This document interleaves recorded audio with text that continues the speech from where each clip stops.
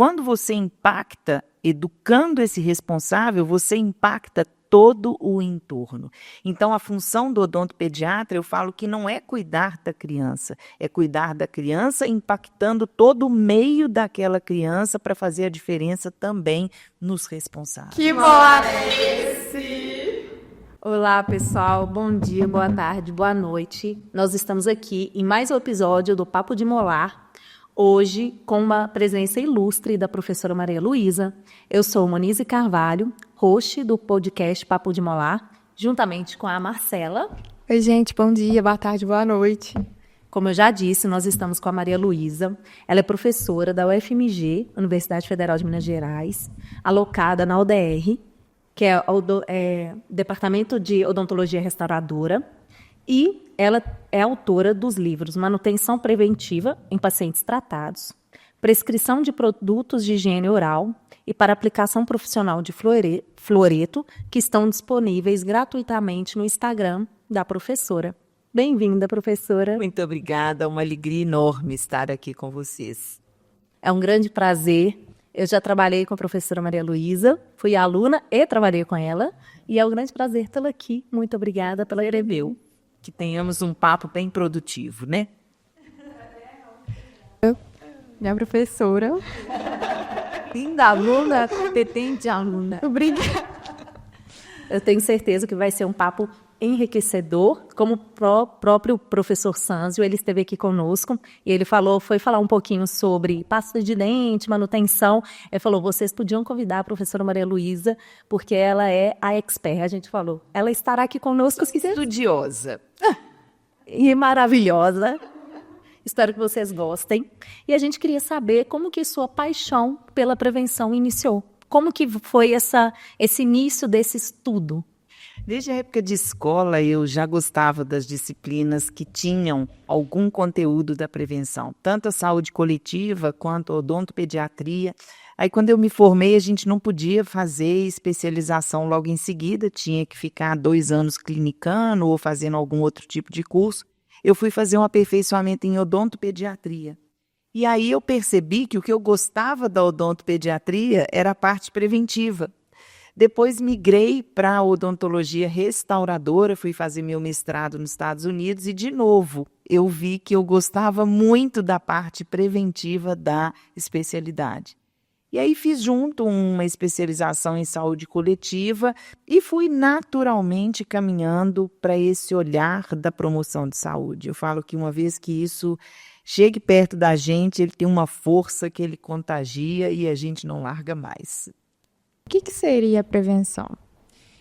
Prevenção é aquele olhar da odontologia para a promoção da saúde do paciente. Para você fazer com que a história desse paciente odontológica e, portanto, do corpo todo, seja um olhar que vise saúde, que vise o cuidado, mas que, como a doença é parte da vida, caso ela venha mesmo que sistêmica, um paciente, por exemplo, oncológico, que a gente tenha uma maneira de cuidar para que a gente tenha um melhor passar por todos os estágios.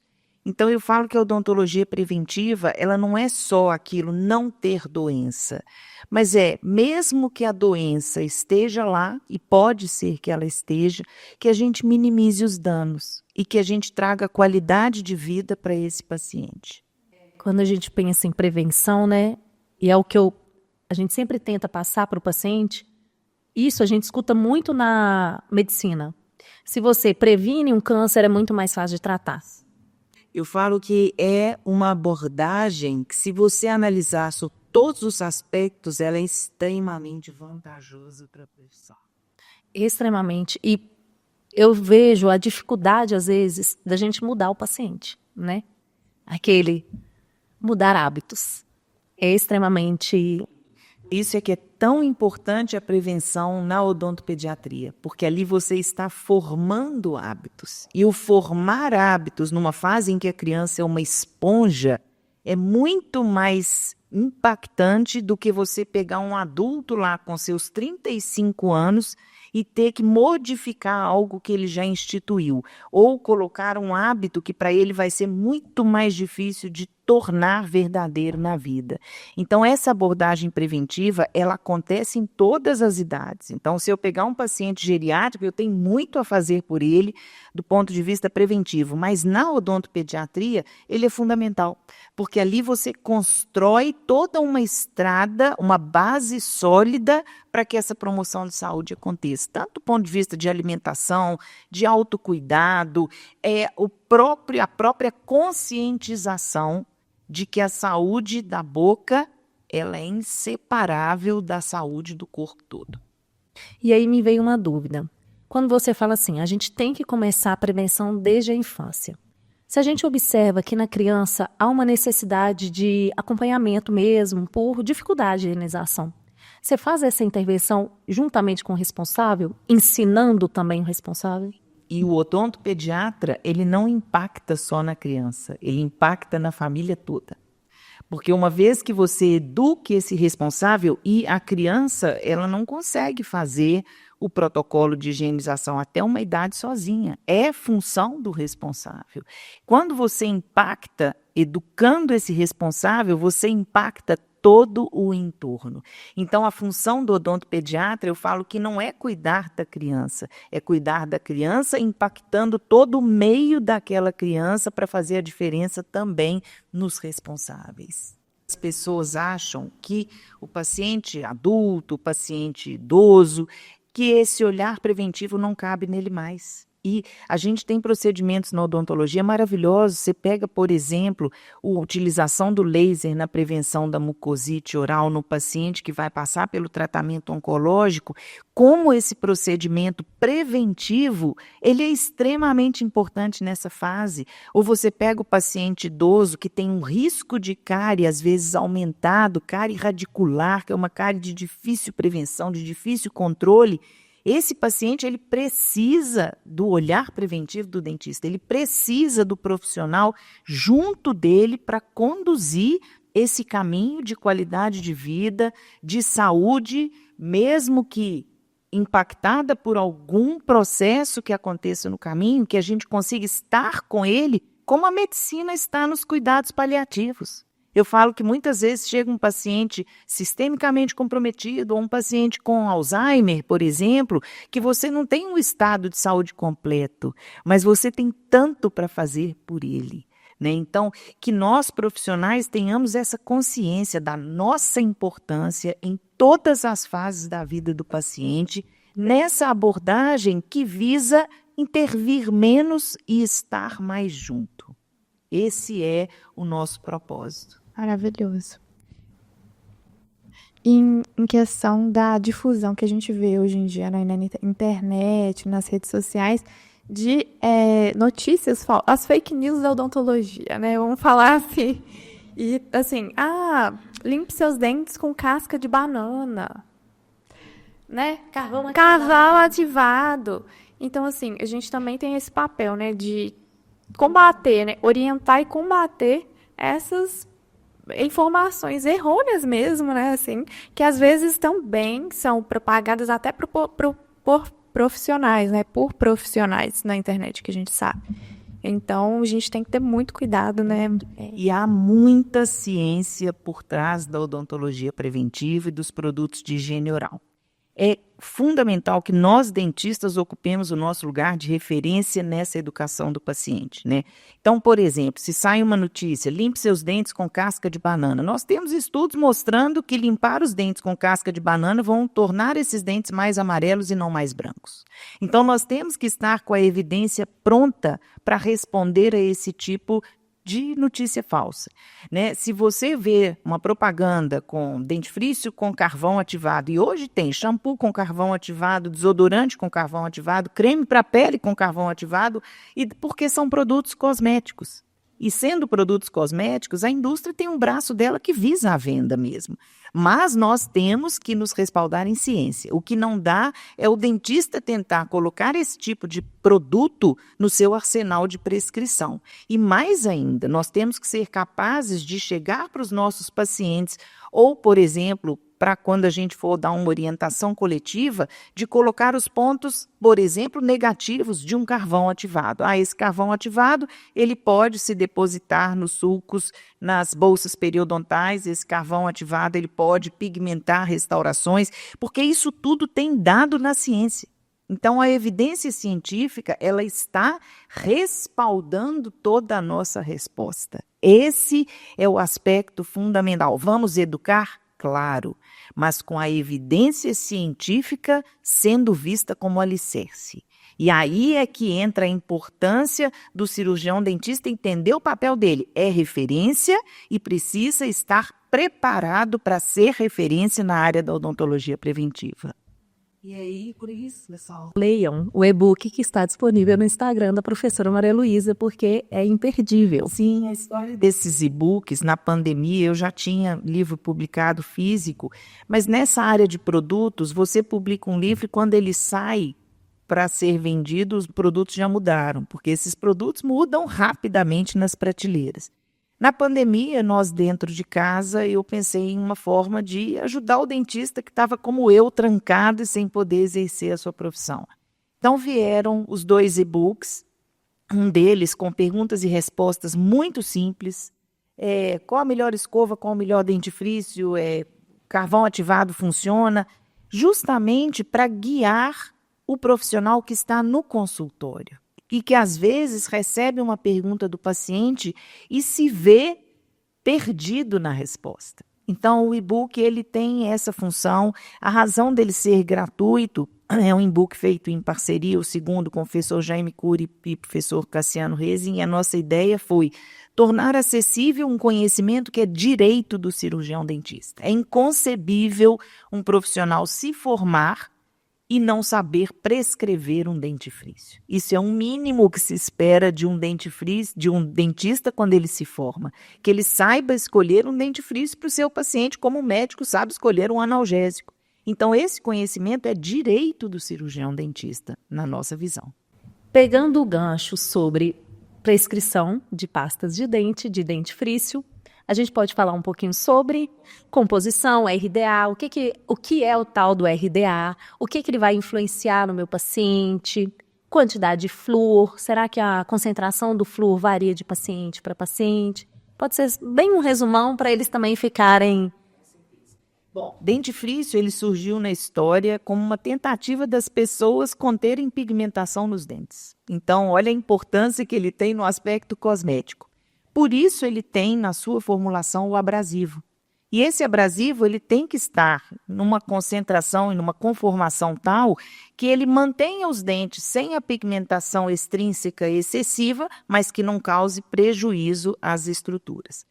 Para isso surgiu o RDA. O RDA é um índice que mede a abrasividade de pastas profiláticas, de dentifrícios, e ele é para ser utilizado dentro de limites de segurança. Então, por exemplo, para a American Dental Association, um dentifrício para estar na prateleira tem que ter um RDA máximo de 250. O que significa isso? Que o dentifrício ele ao longo de uma vida de uso, ele não vai causar danos ao esmalte, que é a superfície mais dura do corpo humano, e que vai causar um dano limitadíssimo na dentina. Então, o RDA não é para ranquear dentifrícios. Quem tem um RDA 90 é mais abrasivo que 80, porque isso é medido em laboratório com condições fixas, sem presença de ácido. Isso varia na boca de acordo com força de escovação, presença ou não de um meio ácido ali, por exemplo, paciente que toma uma Coca-Cola e escova em seguida. Então, isso tudo depende das condições clínicas. Para nós, dentistas, o RDA é uma referência de segurança. Questão do dentifrício como é um veículo para agente terapêutico é fundamental. E dessas substâncias terapêuticas, a mais importante pelo alcance populacional no controle de doenças é, sem dúvida, o flúor. O fluoreto. Então, é claro já na literatura que o fluoreto é a única substância capaz de controlar o desenvolvimento de cárie em pacientes que consomem açúcar. É baseado em eficácia, é baseado em segurança. Então, para nós dentistas, por isso que isso é tão sedimentado na nossa fala, que todas as pessoas que tenham dentes na boca tem que utilizar um dentifrício fluoretado na concentração adequada, porque a ação do fluoreto depende da concentração. Então, por isso é que a gente fala, para pacientes que têm dentes, a utilização do dentifrício com pelo menos 1000 ppm de fluoreto ativo numa rotina de higienização de pelo menos 2 vezes ao dia. Isso é uma orientação que a gente dá coletivamente e que serve para todas as pessoas que tenham dentes, desde a criança até o idoso. A partir daí, vem as particularidades. Então, no idoso hoje, a gente sabe que para controle de cárie radicular, 1.500 ppm de flúor, que é o máximo permitido para venda em prateleiras, pode ser pouco. A gente pode ter que recorrer, inclusive, a dentifrícios com alta concentração de fluoreto. Então, aí vem as especificidades da indicação. Dentifrícios para pacientes que têm tendência à inflamação gengival, dentifrícios para pacientes que têm hipersensibilidade dentinária, dentifrícios para pacientes que estão com, por exemplo, risco de lesões de mucosa, que a gente precisa de formulações mais simplificadas. Então, a especificidade vai depender do diagnóstico. Aí o olhar individualizado, o paciente na cadeira do dentista, partindo de anamnese, de exame clínico. Essa prescrição individualizada, ela não pode ser contrária à recomendação que a gente dá de saúde coletiva, porque ambas são baseadas na evidência científica de qualidade. Então, o alicerce nos é dado pela evidência científica de qualidade. Sempre, sempre na prescrição. E falando um pouquinho de fio dental, existe o fio, existe a fita, como que a gente prescreve o melhor para o paciente também, Mal? Aquele que ele tem mais chance de usar. Porque o nosso grande problema é que o paciente não usa nem o recurso de limpeza interproximal. Então, se ele quer usar com menta, sem menta, fio, fita, escrafino, o importante é que a gente consiga instituir o hábito. E aí eu volto na importância da criança começar a aprender a utilizar o fio dental, que depende de motricidade fina. E depende de formação de hábito. Então, a gente volta de novo lá na base. E talvez por isso a odontologia preventiva seja tão falada na odontopediatria e muitas vezes esquecida nas demais faixas etárias, porque a gente enfatiza muito a importância da formação do hábito, do desenvolvimento motor para a execução dessas habilidades. Mas o fio dental, como orientação geral, utilize aquele que você consegue utilizar na sua rotina e que faça disso um hábito continuado. Recorrente também, a gente, antes ou depois da escovação, se a gente conseguir, né, fazer com que o paciente use, primeiro ponto. Do ponto de vista científico, é indiferente, do ponto de vista prático, mais ainda, porque quando a gente volta para a estatística de quantos % da população usa, a gente pega esses pontos e considera absolutamente irrelevantes. Ele tem que usar uma vez ao dia, e ponto. Agora, de novo, odontologia preventiva não pode excluir. Então, e aquele paciente que não tem condição de estar na cadeira do dentista, a gente esperaria que todos pudessem, mas não podemos esquecer dele. Basta que ele grave isso. E pode ser o dentifrício mais simples, eu falo aquele que está lá embaixo da prateleira do supermercado, de custo acessível, que tem a concentração de fluoreto apropriada e que ele vai usar e vai se beneficiar desse recurso terapêutico tão importante. Você falou sobre facilidades, né? Alguns materiais que estão disponíveis que facilitam. Aí me veio escova de dente convencional, escova de dente elétrica. Você faz a indicação para quais tipos de pacientes para escova elétrica? Porque muitos pacientes chegam para mim e falam assim, Monize, tenho preguiça de escovar dente. Aí eu penso assim, temos uma opção hoje, né? As escovas elétricas, elas correspondem a uma escovação muito bem feita, né? Se o paciente já tem a boca em equilíbrio, então ele consegue manter a boca bem com uma escovação manual, não tem por que você fazer a instituição a não ser que ele queira. Mas se você tem um paciente cuja técnica deixa a desejar, ou que ele não consiga, por razões motoras, executar uma boa técnica de escovação, é um recurso muito válido hoje. Os efeitos, assim, benéficos, a literatura mostra, justamente porque ele corresponde a essa técnica bem elaborada, mas tem os aspectos negativos, por exemplo, o custo. É um aspecto que tem que ser considerado. O impacto ecológico também é um aspecto que tem que ser considerado. Então, eu falo que aí entra a importância do profissional orientando. Naquele caso em que é necessário, ela é extremamente bem-vinda e hoje nós temos no mercado escovas de diferentes faixas de preço, diferentes tipos de movimento, escovas a pilha, escovas recarregáveis, escovas com temporizador, escovas conectadas no celular. Nós temos vários perfis de escova, na verdade a gente nem precisaria de tudo isso, o que a gente precisa é uma escova que faça uma boa técnica de higienização.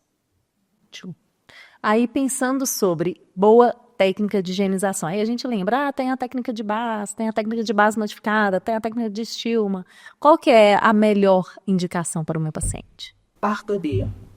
Ele já faz alguma técnica, sobretudo o adulto. A criança não. A criança a gente vai elaborar técnicas simples num primeiro momento, mas no adulto é muito importante você verificar o que ele já faz, porque mudar completamente a técnica, de novo, impacta no hábito.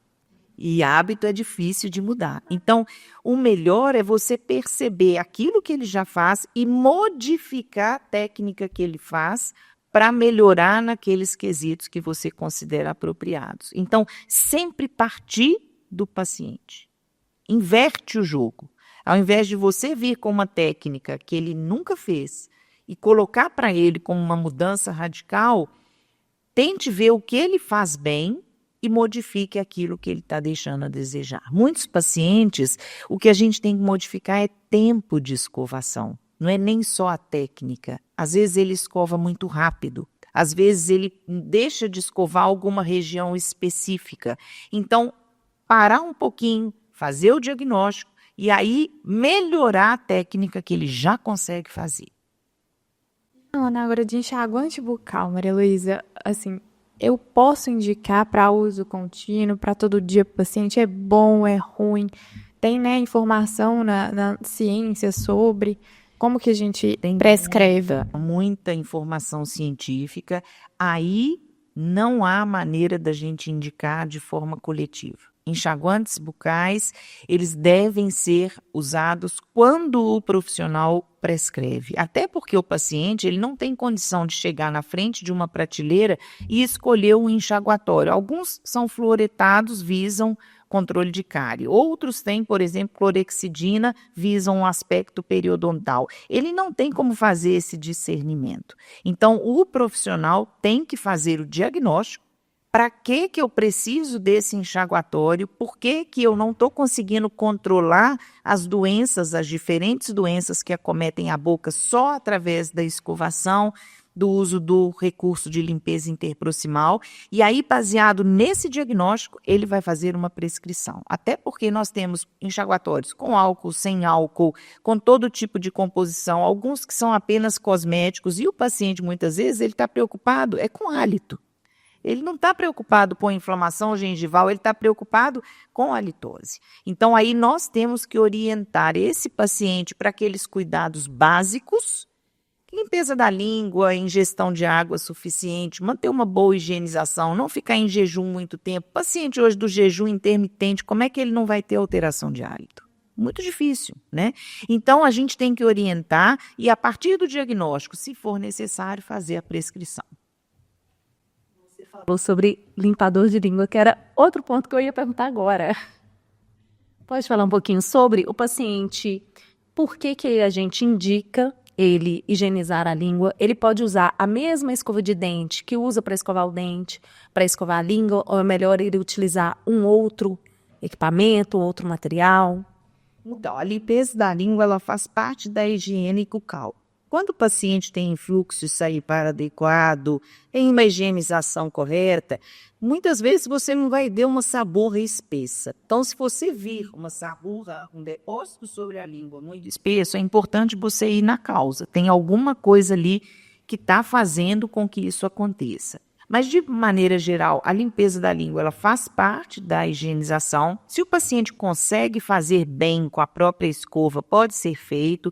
Muitos pacientes têm ânsia de vômito na hora que vão fazer ou não conseguem fazer uma limpeza adequada. A gente pode indicar os raspadores, os limpadores de língua específicos, né? A gente tem escovas mais baixinhas para essa utilização, ou tem aquelas que parecem uma espátula, um arco, que podem ser utilizados, desde que ele consiga fazer a remoção daqueles depósitos diariamente de maneira adequada.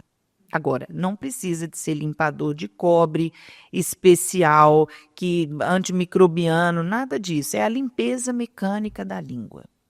Toda vez que o paciente escova o dente, faz a limpeza. Uma vez ao dia, fazer uma limpeza da língua limpada. Ótimo. Fazer a profilaxia, para qualquer paciente eu tenho que fazer a aplicação de flúor? Não, de maneira nenhuma.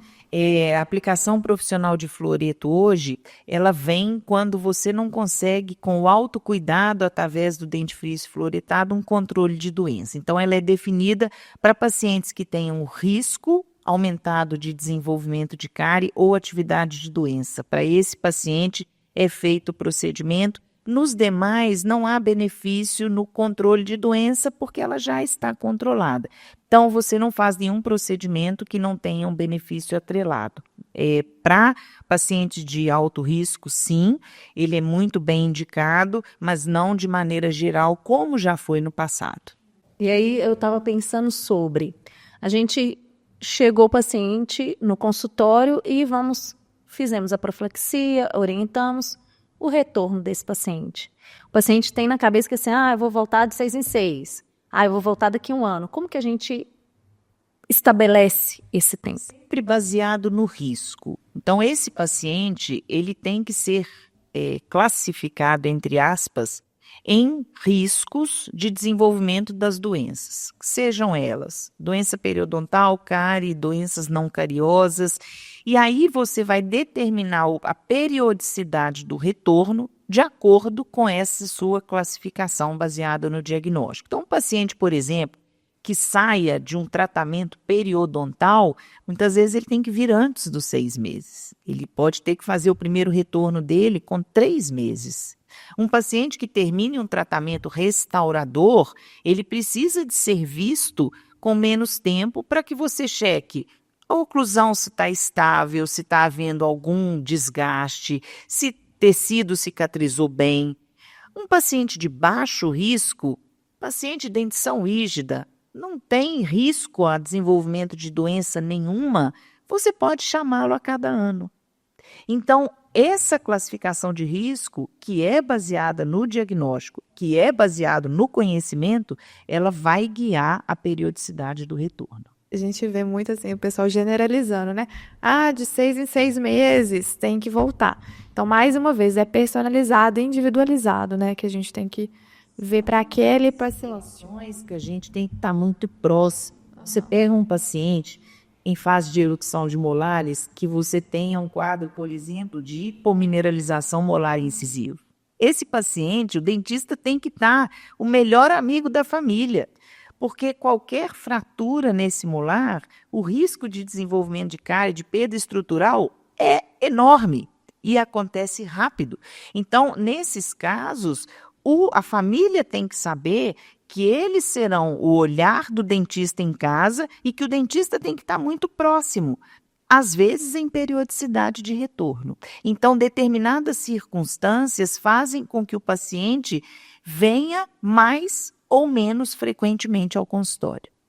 A maioria dos pacientes que chegam falam assim, Monize, eu tenho pavor de dentista. Eu falo, então você tem que ser o maior amante de um fio dental, de uma escova de dente.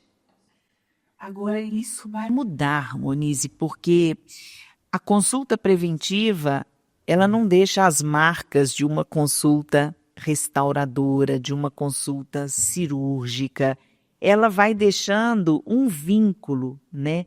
E uma aliança terapêutica que faz com que o dentista passe a ser alguém que vai conduzindo um processo de saúde.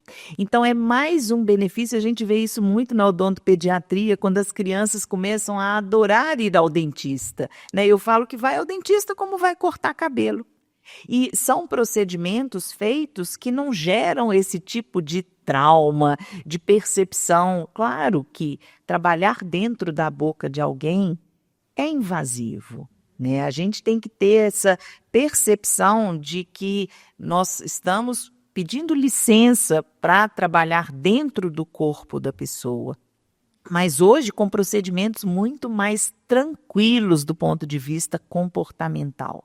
Então isso vai mudando. Aos pouquinhos a imagem do dentista a gente espera que vá se modificando. No final, a gente sempre tem uma pergunta inusitada, um pouquinho diferente, para poder, né, resumir o que a gente conversou. Então, vamos lá. Se os dentes tivessem um superpoder, qual seria e por quê, em termos de prevenção? Se ele pudesse falar também, tivesse esse superpoder, o que você acha que seria assim, de importante, Malu? Eu penso que hoje seria a resistência aos desafios ácidos da dieta ou endógenos. Porque para a cárie nós temos já recursos, nós sabemos como controlar, disciplinar o açúcar, nós temos o fluoreto no dentifrício, na água de abastecimento, que funcionam muito bem. Para o desgaste erosivo, com um componente muito importante ali de ácido, que não tem ligação com biofilme, a gente não tem uma resposta eficaz do ponto de vista preventivo. Se esse paciente tiver, por exemplo, a doença do refluxo gastroesofágico, muita frequência de ácido na boca, eu não tenho um recurso preventivo adequado que vai impedir que o desgaste aconteça. Então, eu acho que nesse momento da evolução da ciência, o superpoder que eu daria seria essa resistência a ácidos endógenos e exógenos. Não. Aproveitando que você tocou, a gente já ia para o final, agora eu vou estender só mais um pouquinho, pessoal. Falando sobre justamente esse desafio ácido. E aí vem na minha cabeça sobre higienização logo após o café da manhã. Eu acordei já, porque a gente tem muito paciente que fala assim, eu já acordei e já vou escovar dente. Acabei de tomar um shot de limão, vou escovar dente. Como orientar esses pacientes? Com orientação preventiva, né, a gente desde a infância fala em escovação após a refeição. E isso na criança é importante, porque quando ela faz a higienização com dentifrício fluoretado, se ela ingerir um pouquinho de pasta e tiver com a barriguinha cheia, a absorção sistêmica do fluoreto é menor. Você, na idade adulta, mudar essa orientação, você tem que ter um motivo muito forte. E nós não temos ainda. Na literatura, quando você vai ver o efeito de postergar a escovação após uma refeição, por exemplo, que contenha uma salada temperada com limão, um café da manhã que você coma uma fruta cítrica, quando você vai ver na literatura o benefício de adiar a escovação, esse benefício não aparece. Então, se não há benefício, a gente fica com a orientação que impacta menos na mudança de hábito e que a gente já faz para controle de cárie, que é, faça a sua escovação 2 a 3 vezes ao dia, coloque depois da refeição, que é um bom momento. Agora, em casos específicos, por exemplo, um paciente da doença do refluxo gastroesofágico, se ele tem muitos episódios à noite, ainda está em fase de controle da doença, você pode pedir, por exemplo, para não acordar e escovar em seguida. Vai tomar seu café da manhã. Então, aí são orientações bem específicas e individualizadas. Mas, de maneira geral, prevalece a orientação que a gente sempre deu, que é a de que faça 2 a 3 escovações por dia após as refeições principais. Agora a gente vem com bate-bola, né? Para fechar isso tudo, a conversa tá sendo maravilhosa, né, gente? Então vamos começar? Vamos. Com ou sem flúor, pasta de dente? Com flúor. Uma boa escova assim, em termos de características da boa escova? Cerdas macias ou extramacias, cabeça pequena que permita um bom acesso e um cabo que dê uma empunhadura adequada. Qual o maior vilão da saúde bucal? A falta de conhecimento. Um mito? Que o flúor causa prejuízos à saúde sistêmica. Frequência ideal para consulta ao dentista? Aí vai depender do diagnóstico e da classificação de risco. Erro comum na higiene oral? Fazer por menos tempo que o necessário. A melhor forma de prevenir a cárie? Disciplina no controle de açúcar e escovação dos dentes pelo menos 2 vezes ao dia com dentifrício fluoretado. Para reforçar, é sempre necessário aplicar o flúor no consultório?